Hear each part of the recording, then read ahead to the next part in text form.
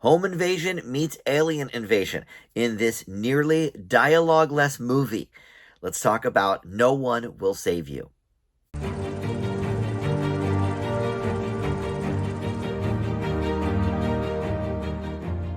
Hey guys, Dan here. This is Dan Reviews It. Welcome to my spoiler-free review for the new Hulu film, No One Will Save You. Boy, I wish this was on the big screen. I think it would have been very exciting there, but, Disney's been shuffling off a lot of these Fox titles to Hulu. Look, it's Halloween time. I get it. There's enough horror movies in theaters right now, but boy, this would have been great to see on the big screen. We'll get to all of this and the movie has almost no dialogue. We're going to talk about that too in a moment. But first, let me welcome you into Dan Reviews It. Thank you for finding this video. We've got a ton of great movie and TV reviews on the channel to check out. And if you dig the horror stuff, I've put together a playlist of 2023 horror reviews, including the recent Nun 2, Evil Dead Rise. There's been quite a few horror movies this year that I've reviewed. So you can check that out in playlist form so you don't have to go searching on my channel for that. And that's on the homepage. But all right, anyway, please consider subscribing too. We always love that. Or like this video, comment below. It all helps the channel out. So, all right, No One Will Save You is starring Caitlin Dever. Love her. I've loved her for many years. I do get her confused with the other gal that is kind of like her. But, recently she was in Dope Sick. I believe she got Emmy nominated for that role. She's really proven herself, in my mind. And boy, with this one, it's like a whole other level because, like I've been mentioning, the movie is almost devoid of any dialogue. There are maybe 5 or 6 words. It's like one line in the whole movie that's actually spoken. Other than that, a lot of screams, a lot of, grunts as she's, running or moaning, to get away from something or whatever. And there's a few very clever moments where she is, about to speak and something happens instead. And I don't want to give too much away with that.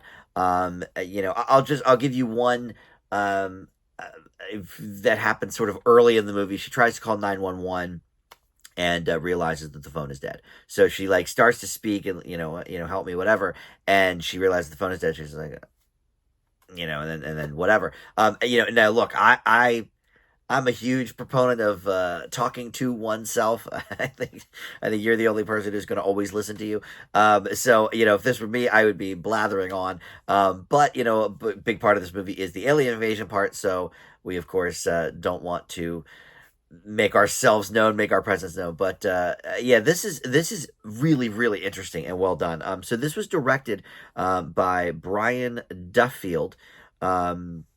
Who I was not familiar with. He's done, a few movies that I've seen. He did a screenplay for this Natalie Portman movie called Jane Got a Gun. He did a movie called Love and Monsters, which I did enjoy. That was with Dylan O'Brien a few years ago. The Babysitter I didn't see, but that was another horror movie, I believe. Anyway, so this is like his highest profile movie, I would say. A lot of people talking about this. But Caitlin Dever, boy, is she outstanding in this. She really her inflections with her facial features and just her movements and her eyes specifically. A lot of times she's hiding under a bed or whatever, and just her eyes and you can see the fear. I mean, she really, I think she's done about every genre at this point, right? She did some comedy in her younger years. She was in Bad Teacher. She was one of the daughters in Last Man Standing with Tim Allen. And then obviously she's, done some dramas over the years.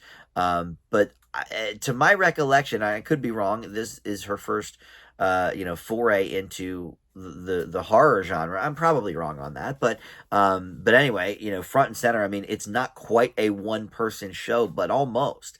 There's a few other people in the town here and there, but for the most part, it's her, the alien, and some other things that happen. But yeah, this is a great, riveting performance. And I would have loved to have seen it on the big screen with a crowd of people, gasping and stuff, much like I saw the first 2 Quiet Place films.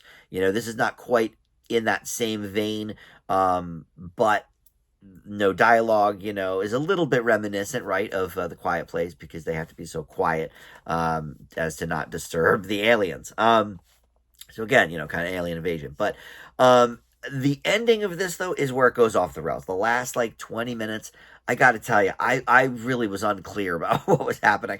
I ended up watching a couple of videos, um, and I watched I read an article about Duffield, the director, that sort of says his take on it. But even in the article, he's like, well, some people are going to get this out of it, whereas I was thinking this, whatever. It's open to interpretation, I guess, but there were many parts in that last like 15, 20 minutes where I didn't really have a clue what was even happening. So I do have to, knock it down a bit of a peg for that. But boy, this is a compelling film. It's well shot too.